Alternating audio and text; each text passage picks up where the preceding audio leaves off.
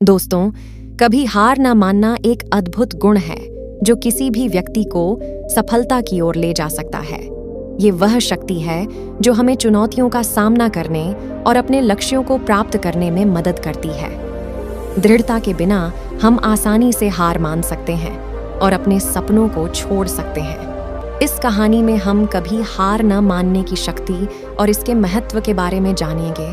हम इस गुण के कुछ प्रसिद्ध उदाहरण को भी देखेंगे और सीखेंगे कि हम इसे अपने जीवन में कैसे विकसित कर सकते हैं। चाहे आप अपने भविष्य, अपने रिश्तों या अपने व्यक्तिगत विकास में सफल होना चाहते हैं, दृढ़ता आपके पास सबसे महत्वपूर्ण उपकरणों में से एक है। यह कहानी आपको वह प्रेरणा देगा जो आपको आगे बढ़ने और अपने लक्ष्यों को प्राप्त करने के लिए आवश्यक है। तो आइए इसे आज की बौद्ध भिक्षुक के माध्यम से समझते हैं कि दृढ़ता क्या है और यह हमारे जीवन में कैसे परिवर्तन ला सकती है। एक बार एक बहुत ही दुखी व्यक्ति बौद्ध भिक्षुक के पास आकर कहता है, मैं अपने जीवन से बहुत दुखी हूँ। मैं अपने बीवी, बच्चों और अपने परिवार को भी खुश नहीं रख सकता। मैं अपने लिए भी कुछ नहीं कर पा रहा हूँ। कभी कभी तो मुझे अपनी जिंदगी को खत्म कर देने के भी ख्याल आते हैं। आप इतनी साधनाएं करते हैं, इतनी तपस्या करते हैं। क्या आप मुझे कोई ऐसा मार्ग बता सकते हैं जिससे मैं अपने बुरे वक्त से बाहर आ सकूं? मेरा बहुत बुरा समय चल रहा है। 2 वक्त की रोटी का इंतजाम करना भी मेरे लिए बहुत मुश्किल हो गया है। अब आप ही बताइए कि ऐसे वक्त में मैं जिंदा रहूं तो कैसे रहूं? कैसे अपने परिवार को खुश रखूं? कृपया करके कोई साधारण सा तरीका बताने की कृपा करें ताकि मैं आसानी से समझ सकूं, क्योंकि मैं बहुत पढ़ा लिखा नहीं हूं। अगर आप बड़ी बड़ी ज्ञान की बातें करेंगे तो शायद मैं कभी समझ भी नहीं पाऊंगा। यह सुनकर बौद्ध भिक्षुक मुस्कुराते हुए कहा कि तुम एक काम कर सकते हो मेरा। उसने सामने की तरफ इशारा करते हुए कहा कि उस जंगल में एक मंदिर है और उस मंदिर के पास चींटियों का एक घर है जहां पर हजारों चींटियां रहती हैं। तुम्हें सुनने में बड़ा अजीब लगेगा, लेकिन वह चींटियां उस मंदिर की जमीन को खराब कर देती है, उस मिट्टी की उपजाऊ शक्ति को खत्म कर देती है, जिसके कारण वहां पर कोई भी पेड़ या कोई भी घास पनप नहीं पाती है। तुम मेरा एक काम करो, उसके बाद मैं तुम्हें तुम्हारे सवालों के जवाब दूंगा। तुम 10 दिन तक रोज उस जंगल में जाओ और उस चींटियों के घर को तहस नहस कर दो, उसको तोड़ डाच दो। जब भी तुम्हें कोई चींटियों का घर दिखे मंदिर के आसपास, तो उसे वहीं पर तहस नहस कर देना। लेकिन याद रहे, घर को तोड़ने में कोई भी चींटी मरने नहीं चाहिए। इस बात को समझने का प्रयास करते हुए वह युवक वहां से चला गया। शायद उसको कुछ समझ में नहीं आया था कि बौद्ध भिक्षुक ऐसा क्यों करवा रहे हैं। वह तो उन चींटियों पर अन्याय कर रहे हैं, उनका घर तुड़वा रहे हैं, उन्हें नुकसान पहुंचा रहे हैं। आखिर कौन महात्मा ऐसा करेगा? लेकिन फिर भी उस बौद्ध भिक्षुक की बात मानते हुए वह अगले दिन से ही जंगल में जाना शुरू कर देता है। जब वह पहले दिन जंगल में जाता है तो देखता है कि बहुत सारी चींटियां अपना खाना जुटाने में लगी हुई है। सारी चींटियां कतार से चल रही थीं और अनाज के छोटे छोटे कण उठाकर अपने घर में जमा करती जा रही थीं। यह देखकर पहले तो उस युवक का मन कमजोर पड़ गया। उसने सोचा कि यह इतनी मेहनत करके अपना घर भर रही है और मैं इनके घर को तबाह कर दूंगा तो इनको कितना बुरा लगेगा। लेकिन फिर उसने उस बौद्ध भिक्षुक की बात याद करते हुए उस घर को तोड़ना शुरू कर दिया। जल्द ही चींटियों में हाहाकार मच गया। वह इधर उधर दौड़ने लगी। अभी तक जो कतार में चल रही थी, अब वह बिखर गई और इधर उधर अपनी जान बचाने के लिए भागने लगी। थोड़ी देर में घर टूट गया और सारी चींटियां इधर उधर छुपने के लिए भाग चुकी थीं। यह करने के बाद वह युवक दुखी मन से वापस अपने घर पर लौट आया। उसका मन परेशान था, दुखी था, पश्चाताप से भरा हुआ था। फिर उसने अपने बिस्तर में रात में लेटे लेटे ही सोचा कि अब तो उन चींटियों का घर तबाह हो चुका है। अब वहां वापस जाने से क्या फायदा होगा, क्योंकि चींटियों का घर तहस नहस करने के लिए बौद्ध भिक्षुक ने कहा था, जो मैं कर चुका हूं। लेकिन फिर कुछ सोचकर अगले दिन उसने फिर से जाने का निश्चय किया और अगले दिन सुबह सुबह उठकर वह वापस उसी जंगल में पहुंच जाता है। जंगल में पहुंचकर वह उसी जगह पर पहुंचता है जहां पिछली सुबह उसने उस घर को तहस नहस कर दिया था। लेकिन वह यह देखकर चौंक जाता है कि उन चींटियों ने फिर से अपना घर उसी जगह पर बना लिया था और अब वह फिर से अपने घर के लिए सामान इकट्ठा करने में जुटी हुई थी। उस आदमी को देखकर लगा कि यह चींटियां कितनी मूर्ख हैं। इनको पता है कि कल ही इनका घर इसी जगह पर तबाह किया गया है और उसी जगह पर उन्होंने अपना नया घर भी बना लिया। और यह सोचकर आदमी हंसने को हुआ, लेकिन फिर से बौद्ध भिक्षुक की बात याद करते हुए उसने उन चींटियों का घर फिर से तबाह करना शुरू कर दिया। फिर से उन चींटियों में हलचल मच गई और थोड़ी देर में वह चींटियां इधर उधर अपनी जान बचाने के लिए भागने लगी। कुछ ही देर में उनका घर फिर से नष्ट हो गया और वह युवक थोड़ा संतोष के भाव से कि इस बार तो मैंने अच्छी तरह से उस घर को तबाह कर दिया है, अब तो वह चींटियां यहाँ पर अपना घर बना ही नहीं पाएंगी। इसीलिए जाने से पहले उसने उस घर पर ठंडा पानी भी डाल दिया ताकि चींटियां वहां पर अपना घर न बना सके। और इस तरह अपना कर्म पूरा करके वह युवक फिर से अपने घर लौट आया। आज रात में सोते वक्त फिर से वह इंसान यही सोच रहा था कि क्या बौद्ध भिक्षुक यह सही काम करवा रहे हैं? क्या किसी का घर तबाह करना किसी सिद्ध पुरुष को शोभा देता है? क्या वो अगर वह महात्मा सिद्ध पुरुष हो ही ना, क्या होगा अगर वह मुझे बेवकूफ बना रहे हों? लेकिन फिर उसने निश्चय किया कि मैं अपने काम को पहले पूरा कर लेता हूँ, उसके बाद ही पता चलेगा कि बौद्ध भिक्षुक मुझसे ऐसा क्यों करवा रहे थे।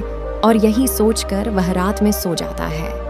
अगले दिन सुबह उठकर वह फिर से उसी जंगल की ओर निकल जाता है। जंगल में पहुंचकर वह उसी जगह पर पहुंचता है जहां पर उसने उनके घर को तबाह कर दिया था और वह यह देखकर खुश हो जाता है कि वहां पर कोई भी घर नहीं था। सारी चींटियां वहां से भाग चुकी थीं।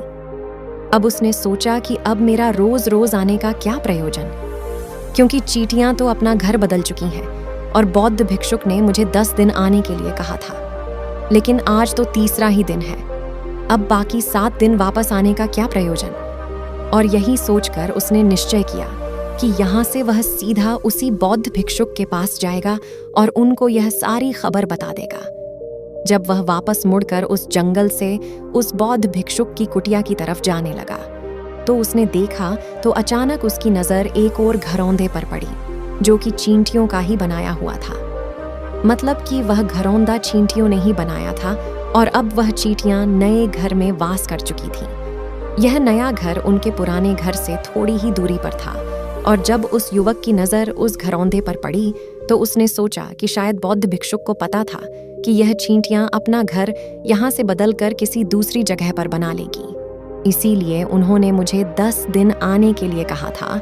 और यह विचार करके वह उसका नया घर भी तोड़ने के लिए पहुंच जाता है। जब वह वहां पहुंचा तो चींटियां उसी तरह अपने कार्य में लगी हुई थीं। वह अपने लिए खाना इकट्ठा कर रही थी और अपने घर में जमा करती जा रही थी। जो पुराना घर टूटा था वहां भी अनाज के कण बचे हुए थे और चींटियां वहां से भी अनाज इकट्ठा करके वापस अपने नए घर में ला रही थीं। अब यहाँ पर फिर से युवक का मन थोड़ा कमजोर पड़ गया, क्योंकि वह खुद भी कमजोर था, खुद भी वक्त का मारा हुआ था। इसीलिए उसके मन में उन चींटियों के प्रति दया का भाव उमड़ रहा था।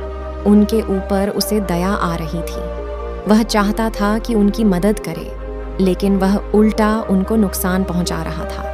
लेकिन उस बौद्ध भिक्षुक की बात को याद करते हुए उसने फिर से उस घर को तोड़ने का निश्चय किया और उसने इस बार बड़ी ही सावधानी के साथ बिना किसी चींटी को कोई नुकसान पहुंचाए वह घर तबाह करना शुरू कर दिया।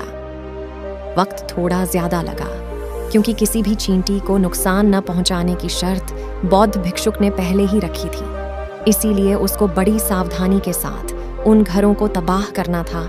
लेकिन आखिरकार उसने उस घर को भी तबाह कर दिया और उस घर को तबाह करने के बाद वह बड़े ही दुखी मन से, इस बार वह पहले से भी ज्यादा दुखी था, क्योंकि उसने उनका नया घर भी तोड़ दिया था। वह उन चींटियों को बसने ही नहीं दे रहा था और वह अब अपने आप को शैतान या दानव समझने लगा था। लेकिन फिर भी उस बौद्ध भिक्षुक की बात को मानते हुए वह अपने घर पर दुखी मन से वापस आ गया। रात में सोने से पहले एक बार उसने फिर से सोचा कि मैं कितना बड़ा शैतान हूँ, कितना बड़ा दानव हूँ। पुराना घर तो छोड़ो, मैं कोई जगह ही नहीं दे रहा हूँ। वह चींटियां मेरे बारे में क्या सोचती होंगी? वह कितना दूध काटते होंगी उस परमात्मा को जो मेरे द्वारा यह काम करवा रहा है। लेकिन फिर भी उसने अगले दिन जाने का निश्चय किया और अगले दिन सुबह सुबह वह फिर से वहां पर पहुंच गया। वह यह देखकर फिर से आश्चर्यचकित रह जाता है कि इस बार चींटियों ने एक और नई जगह पर अपना घर बना लिया था। वह पहले से भी ज्यादा ऊर्जा के साथ काम कर रही थी और उन्होंने एक रात में पहले से भी बड़ा घर बना लिया था और अब वह फिर से अपना अनाज और खाना इकट्ठा करने में जुटी हुई थी। यह देखकर उस आदमी को लगा कि यह चींटियां किस मिट्टी की बनी हुई है। मैं इनको बार बार यहाँ से भगाने की कोशिश कर रहा हूँ और ये वहीं पर अपना घर बना लेती है। क्या इनको पता नहीं है कि मैं इन्हें यहाँ पर कभी भी बसने नहीं दूंगा? ये चींटी है, दिखने में इतनी छोटी है, लेकिन फिर भी ये मुझसे हार नहीं मान रही है। बड़े ताज्जुब की बात है। और इस बार उसने गुस्से में उस घर को तहस नहस करना शुरू कर दिया, लेकिन इस बार तहस नहस करते हुए कुछ चींटियां वहीं पर मर गईं। उसके पैरों तले कुचल दी गई। कुचलने के बाद जब वह अपने अहंकार से बाहर आया तो उसने देखा कि गुस्से में उसने उन चींटियों को कितनी क्षति पहुंचा दी है।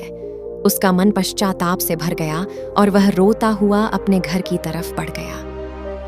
रात में सोते वक्त उसने सोचा कि मैं उन चींटियों पर बहुत ज्यादा अत्याचार कर रहा हूँ। अब इससे ज्यादा अत्याचार मैं नहीं कर पाऊंगा। और यही सोचकर वह अगले दिन उन चींटियों के लिए अपने घर से थोड़ा आटा लेकर उसी जंगल में पहुंच जाता है। आज उसके मन में उन चींटियों के प्रति श्रद्धा का भाव था, दया का भाव था। आज वह उनकी मदद करना चाहता था। और जब वह वहां पर पहुंचा तो चींटियां फिर से अपने नए घर को बनाने में जुटी हुई थीं। उसने बड़ी ही दया के साथ उन चींटियों को अपना लाया हुआ आटा खिलाया और अगले 6 दिनों तक वह ऐसा ही करता रहा। जो इंसान पिछले 4 दिनों से चींटियों को नुकसान पहुंचा रहा था, अब वही इंसान उन्हें मदद कर रहा था। वह रोज सुबह जाता और उन चींटियों को अपने हाथों से आटा खिलाता। 10 दिन के बाद वह युवक उस बौद्ध भिक्षुक के पास पहुंचकर हाथ जोड़कर बोलता है कि हे महात्मा जी, मुझे माफ कर देना। मैंने उन चींटियों का घर तबाह करने के लिए बहुत कोशिश की। मैंने उनका घर तबाह किया भी। 1 बार नहीं, 4 बार मैंने उनका घर तोड़ा। उसके बाद में हिम्मत नहीं कर पाया, उनके घर को नहीं तोड़ पाया। मैं समझ सकता हूँ कि मैंने आपका काम पूरा नहीं किया और इसके बदले आप मुझे वह तरीके भी नहीं बताएंगे जो कि मुझे मेरे बुरे समय से बाहर निकाल सकते हैं। लेकिन मुझे इसका कोई दुख नहीं है। मुझे लगता है कि मैंने जो किया वह सही किया, इसीलिए मैं आपसे आज्ञा लेकर वापस जा रहा हूँ।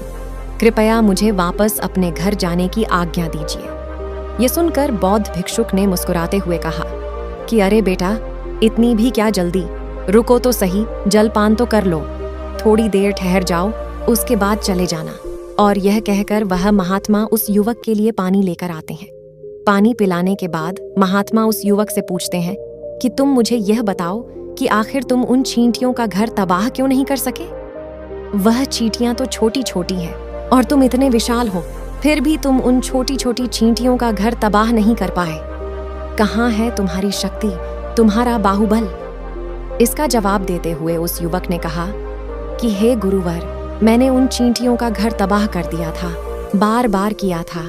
1 बार तो अपने गुस्से में उन चींटियों को भी मैंने हानि पहुंचा दी थी, लेकिन जिस दिन मैंने उनको हानि पहुंचाई, उसी दिन मेरे को लगा कि मैं उनको क्यों हानि पहुंचा रहा हूँ, क्यों इनको इतनी तकलीफ दे रहा हूँ, और उसी दिन से मैंने उनको नुकसान पहुंचाने की बजाय उनकी सहायता करनी शुरू कर दी। यह सुनकर बौद्ध भिक्षुक ने कहा कि यही तो सीखने की बात है। एक छोटी सी चींटी हमें जीवन का संदेश दे जाती है। मैंने तुम्हें उन चींटियों का घर तबाह करने के लिए नहीं भेजा था, मैंने तुम्हें भेजा था ताकि तुम उन चींटियों से कुछ सीख ले सको। तुम्हें क्या सीख मिली उन चींटियों से, क्या मुझे बता सकते हो? यह सुनकर उस युवक ने पूरी कहानी बयां कर दी। पूरी कहानी सुनने के बाद बौद्ध भिक्षुक ने मुस्कुराते हुए कहा कि बेटा, तुमने जो महसूस किया मैं वही तुम्हें दिखाना चाहता था। वो ये थी कि तुमने कितनी ही बार उनके घर को तोड़ने की कोशिश की, कितनी ही बार प्रयास किया कि उनका घर तबाह हो जाए, लेकिन वह हर बार अपना नया घर बना लेती थी। उन्होंने कभी भी हार नहीं मानी। अगर वह हार मान लेती तो चींटियां तुम्हें वहां पर नहीं मिलती। जब एक छोटी सी चींटी अपने विश्वास और मेहनत से इतने बड़े आदमी का दिल बदल सकती है, तो तुम तो इंसानों का मन बदल ही सकते हो। अपने जीवन में अपनी किस्मत न बदलने का कोई कारण तुम्हारे पास नहीं बचता। जीवन कार्यशीलता का नाम है, कर्मशीलता का नाम है, लेकिन हम मनुष्य एक दो बार हार मिलने पर ही टूट जाते हैं, हताश हो जाते हैं और फिर जीवन में प्रयास ही नहीं करते। और कुछ लोग तो अपनी जिंदगी को खत्म करने पर उतारू हो जाते हैं। लेकिन जानवरों में तुमने एक बात देखी होगी कि वह अपना जीवन खुद से कभी खत्म कर ही नहीं सकते। तुमने कभी नहीं सुना होगा कि किसी जानवर ने आत्महत्या कर ली, चाहे वह जानवर कितना ही भूखा क्यों ना हो, कितना ही दुखी क्यों ना हो, लेकिन वह अपने जीवन के लिए हमेशा संघर्ष करता रहता है।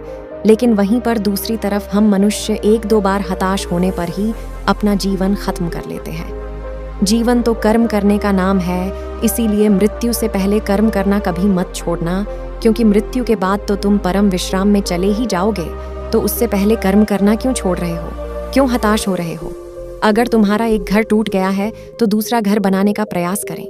कोशिश करो, और कोशिश करने वालों की कभी हार नहीं होती। ये तो उन चींटियों से देख चुके हो। देखने में तुमसे कितनी छोटी है वह चींटियां, और तुम इतने बड़े हो, लेकिन उनका मन तुम्हारे मन से कितना बड़ा है, कितना विशाल है, कितना दृढ़ संकल्प है कि इतनी बार घर टूटने पर भी उन चींटियों ने कभी हार नहीं मानी। दूसरी सीख यहाँ से लेने की थी, वह यह थी कि जब भी हमारे ऊपर बुरा समय आता है, हमें लगता है कि यह समय कभी नहीं जाएगा, यह समय मेरे जीवन को बर्बाद कर देगा, मुझे कभी नहीं जीने देगा। और अपने इन्हीं ख्यालों से, जिनका असलियत में कोई भी अस्तित्व नहीं है, वह सिर्फ विचार है, और वही विचार हमारे मन को दुखी कर देते हैं, और इसीलिए हम प्रयास करना भी छोड़ देते हैं। लेकिन तुम खुद सोचो कि बार बार प्रकृति हमें दुख पहुंचाएगी, नुकसान पहुंचाएगी, लेकिन कब तक पहुंचाएगी? अगर हम बार बार फिर से उठकर फिर से नया प्रयास करते रहेंगे, तो प्रकृति भी हमारे सामने घुटने टेक देगी, और वह भी एक दिन हमारे ऊपर दयावान हो जाएगी, और वह हमें सब कुछ देने लगेगी जिसकी हमने कभी कामना की थी। इसीलिए यह भी कहा जाता है कि बुरा वक्त किसी का भी हमेशा नहीं रहता। तुमने खुद देखा कि तुम उन चींटियों को तबाह करने के लिए पहुंचे थे, लेकिन बाद में तुम्हें उन चींटियों को अनाज और आटा देने लगे। तुम ही उन पर कृपालु हो गए। क्यों हुए? क्योंकि तुमने देखा कि वह चींटियां हार ही नहीं मान रही हैं। इसी तरह अगर तुम भी अपने जीवन में कभी हार नहीं मानोगे, तो एक ना एक दिन यह प्रकृति तुम्हें वह सब कुछ देगी जो तुम अपने जीवन में पाना चाहते थे। इसीलिए हमेशा याद रखना, हमें बिना रुके, बिना थके और बिना परिणाम की चिंता के बस कार्य करते जाना है। और दूसरा यह कि एक ना एक दिन प्रकृति तुम्हारे उस कर्म का परिणाम तुम्हें जरूर देंगी। तो साथियों, ये वीडियो आपको कैसी लगी? मैं उम्मीद करती हूँ इस वीडियो से आपको बहुत कुछ सीखने को मिला होगा। अपनी राय कमेंट बॉक्स में दें। फिर मिलते हैं अगले वीडियो में।